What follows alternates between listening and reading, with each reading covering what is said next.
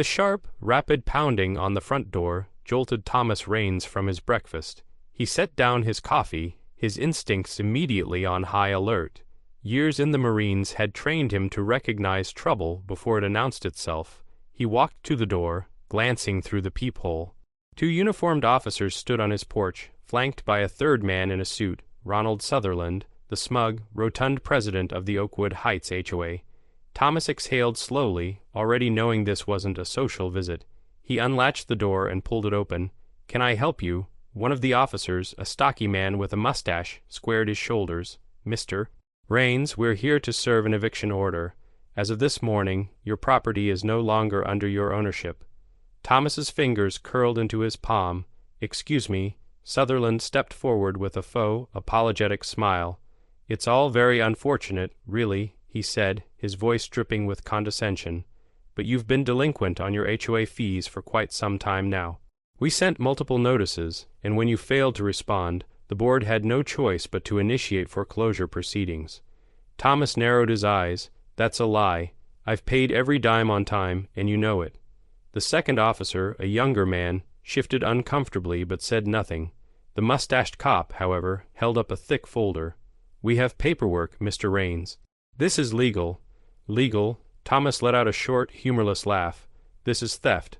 Sutherland sighed dramatically, flipping through some pages. "Look, I understand you're upset, but the rules are the rules, and we have bylaws in place to ensure the community remains well, up to standard." There it was, the real reason. Thomas had seen it coming for years. Oakwood Heights had changed. It had gone from a quiet neighborhood to a pristine, overpriced enclave where the HOA ruled like a pack of petty tyrants. They didn't like that Thomas still had his workshop out back. They didn't like that he fixed up motorcycles in his garage. They didn't like him, a veteran who didn't fit their manicured, picture-perfect image of suburban life. And now, they were trying to erase him altogether. Thomas kept his composure. "So let me get this straight," he said, folding his arms. "You're evicting a Marine, a homeowner, over fees I never actually owed, and you've got the cops playing enforcers for the HOA now." The younger officer swallowed hard. The mustached one didn't flinch. Sutherland, though, grinned. "That's correct." Thomas nodded slowly, as if considering. Then he stepped back into his house and slammed the door in their faces. The pounding on the door resumed almost instantly, heavier this time. Mr. Raines opened the door. The mustached officer barked. "We're not leaving until you comply." Thomas took his time. He strolled to the kitchen, retrieved his phone, and calmly started recording. If they wanted a fight, he'd make sure the whole world saw exactly what they were doing. He reopened the door, now holding his phone up. The camera was locked on Sutherland and the officers. "Say that again," Thomas said, his voice steady. Sutherland's smug grin faltered. "There's no need for theatrics, Mr. Raines." "Oh, I think there is," Thomas shot back. "You're trying to steal my home under false pretenses, and you brought law enforcement with you to intimidate me. So, go ahead, say it again, on camera." The mustached officer, clearly irritated, stepped forward, put the phone away. "Not a chance." The younger officer shifted uneasily. "Sir, we're just following procedure. If there is a dispute, you can take it up with the courts. That's exactly what I'm going to do." Thomas turned his attention back to Sutherland. "Where's the proof I owe anything?" Sutherland pulled out a document from his folder and waved it like a trophy. "Right here. Official notice of foreclosure due to unpaid fees." Thomas smirked. "Unpaid fees, huh? Funny, because I keep all my records. I have proof that every payment was made, on time, every time." He paused, tilting his head slightly. "I'm guessing your paperwork conveniently doesn't match up with mine, does it?" Sutherland's confidence wavered for just a second, but he quickly regained his smirk. "If there was a clerical error, you should have disputed it before the foreclosure." "There was no error," Thomas countered. "This was planned." Sutherland scoffed. "That's ridiculous." "Is it?" Thomas leaned in slightly. "Because from where I'm standing, this looks a whole lot like fraud. You do know that illegal foreclosures carry serious legal consequences, don't you?" The younger officer glanced at Sutherland. "Sir, maybe we should." But the mustached cop cut him off. "Enough. Mr. Raines, you have 24 hours to vacate the premises." Thomas chuckled. "Oh, I'm not going anywhere." He tapped his phone screen. "And neither is this video." I think a few lawyers might find it very interesting." Sutherland's expression darkened. He had expected Thomas to roll over, to panic, to pack his things and leave without a fight. But Thomas wasn't going anywhere, and now the real battle had begun. Sutherland's smile was gone now. He glanced at the mustached officer, a silent signal passing between them. The cop adjusted his belt and took a step closer, lowering his voice. "Sir, let's not escalate this further. You don't want to get arrested for obstruction." Thomas grinned. "Obstruction of what? Defending my own home from an illegal seizure. That's cute." The younger officer looked more uncomfortable by the second. "Sir, maybe we should verify some of this before." Sutherland shot him a sharp look, cutting him off. "The paperwork is legitimate. The HOA follows legal procedures." Thomas laughed under his breath. "Oh yeah, then let's do this the right way. I'll call my lawyer and we'll settle this in court." Sutherland smirked again. "That's your right, of course. But unfortunately, the auction is scheduled for tomorrow morning. By the time your lawyer does anything, your house will already belong to someone else." That hit Thomas like a gut punch. They weren't just trying to scare him, they were trying to track the sale before he could fight back. For the first time, he saw the full picture. This wasn't about HOA fees. This was a coordinated effort. They had targeted him, manipulated records, and weaponized legal loopholes to steal his home right out from under him. And worse, the cops were in on it. Thomas had dealt with corrupt leaders before, men who thought their power made them untouchable. He knew their kind, and he knew exactly how to break them. He took a slow step back. "All right," he said, nodding. "I see how it is. But before I go anywhere, I just have one question for you, Sutherland." The HOA president smirked, thinking he had won. "Go ahead." Thomas tilted his head. "How much are they paying you?" That wiped the smirk clean off his face. Thomas let the question linger, watching the reaction unfold. The younger officer's eyes darted to Sutherland, suddenly alert. The mustached cop's jaw tensed. But Sutherland, he hesitated. It was brief, but it was there. A flicker of uncertainty. Thomas pounced. "You know what I think," he continued, stepping forward. "I think you're not just enforcing the HOA rules. I think you and a few of your buddies are running a little side hustle, targeting homeowners, faking violations, and pushing them out so you can flip their houses for a profit." Silence. The younger officer's mouth parted slightly, as if he were just now realizing he might be on the wrong side of something very illegal. Thomas turned to him. "You still sure you want to back this up, kid? Because I guarantee, when this goes public, you're not gonna like where your name ends up." The young cop swallowed hard. Enough," Sutherland snapped. He turned to the mustached officer. "Get him out of here." The cop nodded and reached for his handcuffs, and that's when Thomas made his move. Thomas wasn't about to go quietly. As the mustached officer reached for his cuffs, Thomas took a single step back, not in fear but in calculation. His training kicked in, assessing the space, the exits, and most importantly, the weaknesses of the men in front of him. "Think real hard about what you're doing," Thomas said, his voice low and steady. "Because the moment you put your hands on me, this turns into something a whole lot bigger than an eviction." The younger officer hesitated. His gaze flickered between Thomas and the mustached cop. "Wait," he said. "Maybe we should." "No maybes," the mustached cop growled. "He's resisting." Thomas smirked. "Resisting? All I did was ask a question." He held up his phone, still recording. "And now the whole world's gonna hear how quickly you wanted to jump straight to force. Almost like you've done this before." Sutherland's face darkened. "You don't know what you're talking about." "Oh, but I do," Thomas shot back. "I did my homework on you, Sutherland. You and your little HOA buddies have a pattern. This ain't the first time you've pulled this stunt, is it?" The younger officer looked at Sutherland sharply. "What's he talking about?" Sutherland scoffed. "He's just trying to stall. It doesn't matter what he says. He has no proof." Thomas grinned. "That's where you're wrong." Sutherland's smirk faltered. "See, I don't just keep records of my payments," Thomas continued. "I keep records of everything, every notice, every fine, every violation you've ever hit me with, and guess what? So do the other homeowners you tried to screw over." Sutherland's jaw clenched. Thomas took another step forward, his presence towering over the smaller man. "You got greedy. Thought you could run a real estate scam under the guise of HOA enforcement. Pushing people out, flipping their homes, pocketing the profits. You've done it before, haven't you?" The younger officer stiffened. "Sir, is that true?"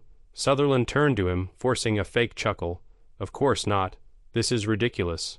Thomas shook his head. No, what's ridiculous is that you got careless. You left a paper trail, and lucky for me, I know a few investigative journalists who love this kind of story. One of them's already looking into you as we speak." Sutherland went pale. The mustached officer's confidence faltered for the first time. "This is a legal eviction," he muttered, but it sounded weak. Thomas turned the phone slightly toward him. "Still sure about that, officer? You want to be the guy who gets caught on camera helping a criminal organization steal homes from veterans, because I guarantee the second this footage goes public, you'll be out of a job." Silence. The younger officer took a deep breath. We should probably verify everything before." Sutherland spun on him. "Shut up." That was the final crack in the dam. The young cop stepped away from Sutherland, no longer convinced of his innocence. The mustached officer hesitated, suddenly unsure, and Thomas, he saw it all unraveling. Now it was just a matter of time. Sutherland was sweating now. The smug confidence he had walked in with was cracking like cheap plaster. His eyes darted between Thomas, the younger officer, and his mustached enforcer. He knew he was losing control. Thomas leaned in slightly, his voice as sharp as a blade. "So what's it gonna be, Sutherland?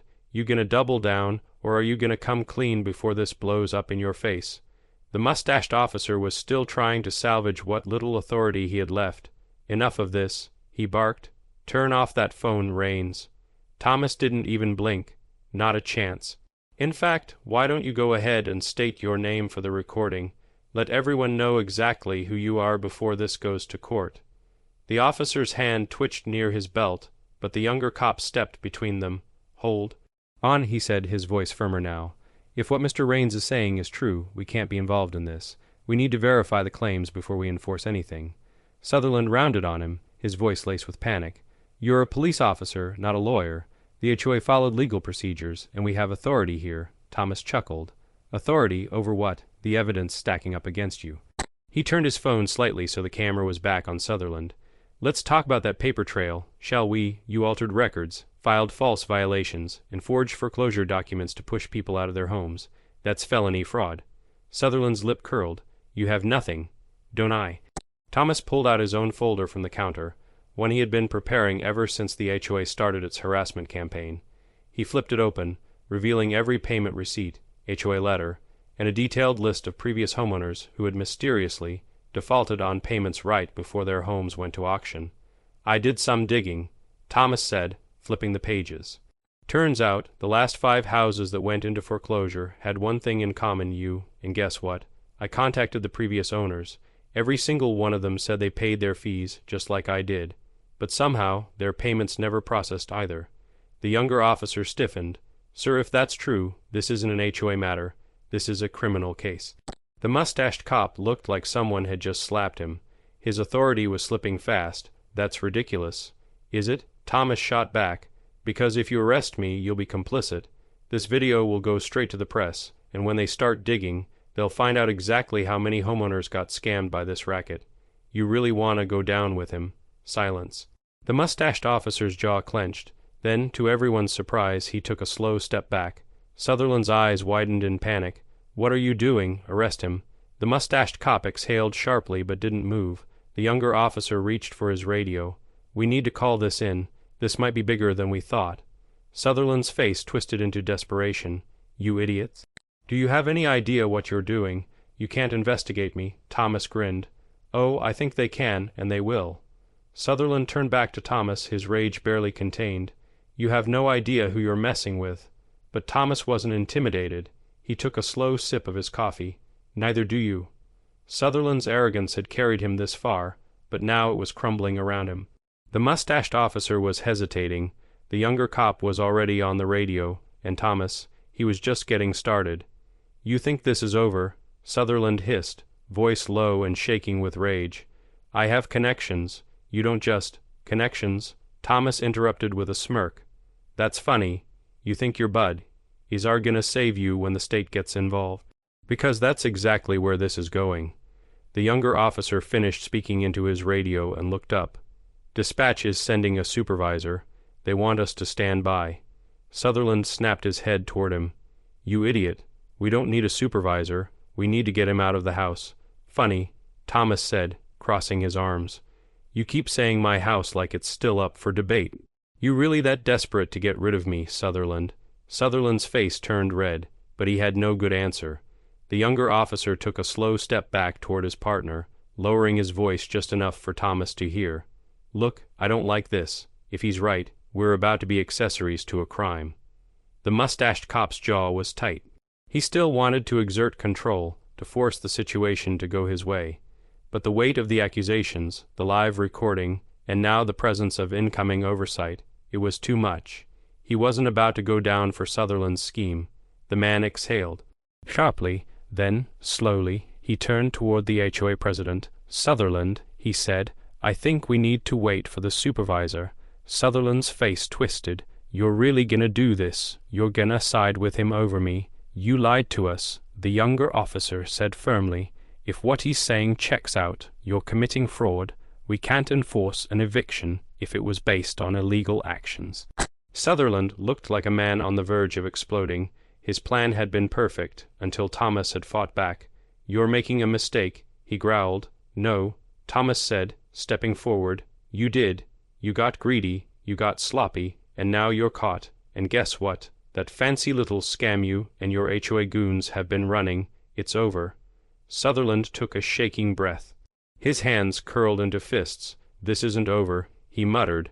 At that moment, a black unmarked SUV pulled up outside. Thomas spotted two men in suits stepping out, probably investigators, likely state, level. They walked with purpose, their eyes scanning the scene. Thomas grinned. "Oh, I'd say it's over," he said, watching as Sutherland's face drained of color, because now the real authorities had arrived. Sutherland stood frozen as the two investigators approached. The younger officer stepped forward to meet them, his voice steady but laced with tension. "Supervisors just sent you," he asked. One of the men, a tall figure in a crisp navy suit, flashed a badge. "State Attorney's Office. We've been monitoring complaints about illegal foreclosures in this district. Got an urgent call about a developing situation." Sutherland's face twitched, but he tried to keep his composure. "This is all a misunderstanding," he began, smoothing down his tie. "A procedural issue, nothing more." The second investigator, an older man with piercing gray eyes, cut him off. "We'll determine that. Right now, we have evidence that multiple properties in this neighborhood may have been fraudulently seized and sold under false pretenses. And your name, Mr. Sutherland, keeps coming up." The color drained from Sutherland's face. I had nothing to do with that." The younger officer, still holding his radio, took a step back. He was no longer standing with the HOA president. He was standing with the law. "We might have been called here under false pretenses," he admitted. "The homeowner has proof that payments were made, but the records were tampered with." The investigator nodded. "Then this is now a criminal matter." He turned to the mustached officer. "Did you attempt to forcibly remove Mr. Raines from his property without verifying the legitimacy of the foreclosure?" The mustached cop stiffened, sweat forming on his brow. He didn't answer. The second investigator took a step forward. "Failure to perform due diligence in an eviction involving fraud can make you complicit. We'll be reviewing your actions today." Thomas folded his arms, watching the shift unfold. Sutherland, once so cocky and assured, was now shrinking under the weight of real consequences. "This is ridiculous," Sutherland snapped. "I have legal authority here. The HOA bylaws are binding. We followed the process. And that's exactly what we're investigating." The gray-eyed investigator interrupted. "Because if those processes were manipulated, if foreclosures were intentionally fabricated to force homeowners out, then you're not just violating civil laws, you're committing organized fraud." Sutherland's mouth opened, but no words came out. "Tell me, Mr. Sutherland," the investigator continued, "where does the money from these auctions go?" Silence. Thomas saw it in Sutherland's eyes, the realization that he was caught, that his shield of paperwork and bureaucracy wouldn't protect him anymore. The second investigator turned to Thomas. "Mr. Raines, do you have all of your documentation?" Thomas nodded and handed over his folder. "Every fraudulent fine, every payment, every letter, and I have contacts for other homeowners who got pushed out the same way." The investigator flipped through the files, his expression unreadable. Then he looked up at Sutherland. "Mr. Sutherland, you are now under investigation for fraudulent foreclosure practices, falsifying financial records, and conspiracy to commit real estate fraud." Sutherland stumbled back. Wait, you can't just turn around, the first investigator said coldly. You're coming with us. And just like that, the cuffs clicked around Sutherland's wrists. For the first time since stepping onto Thomas's porch, the HOA president had nothing to say. As the metal cuffs locked around Sutherland's wrists, the smug arrogance that had carried him this far finally shattered. His mouth opened in protest, but no words came out. The younger officer stepped away, distancing himself from the man he had almost followed blindly. The mustached cop stood rigid, knowing his own role in this was being scrutinized. Thomas leaned against his doorway, arms crossed, watching the scene unfold. You have no idea what you've done, Sutherland finally hissed, his voice dripping with desperation. I have lawyers. I have connections. You think this is over? The gray-eyed investigator didn't even flinch. Yes, actually, I do. He turned to the mustached officer. And you, if we find out you were knowingly assisting in illegal evictions, I suggest you start cooperating now before you end up in a cell next to him. The officer hesitated, then stiffly nodded. I'll assist with the investigation. Thomas smirked. Smart choice. Sutherland twisted in the investigator's grip. You're making a mistake. The HOA has the right to enforce its policies. We were keeping this neighborhood clean. The older investigator raised a brow. By committing felony fraud, by robbing veterans of their homes. Sutherland clenched his teeth, but said nothing. He knew he had lost. The investigators led him toward the black SUV, his protests growing weaker with every step. The younger officer exchanged a glance with Thomas before finally shaking his head. I didn't know. Thomas gave him a long look before nodding, then learned from it. The cop swallowed hard and turned away, stepping back toward his cruiser. With Sutherland stuffed into the vehicle, the investigator returned to Thomas. This isn't over yet. We're going to dig into all the HOA records. If there's a full-scale fraud operation, we'll make sure everyone involved faces justice. Thomas nodded, good, and let the other homeowners know. They deserve to get their homes back. The investigator extended his hand. Appreciate your cooperation, Mr. Raines. You didn't just save your home today. You may have taken down an entire ring of corruption. Thomas shook his hand firmly. I didn't fight for my country just to let crooks like him steal it out from under us. As the SUV pulled away, the street felt quieter. The weight of what had almost happened settled in, but so did something else, a sense of victory. Thomas stepped back into his house, taking in the familiar space. His home, his sanctuary, and now it was his again. With a satisfied exhale, he picked up his coffee and took a slow, deliberate sip. Justice had been served. And he was just getting started.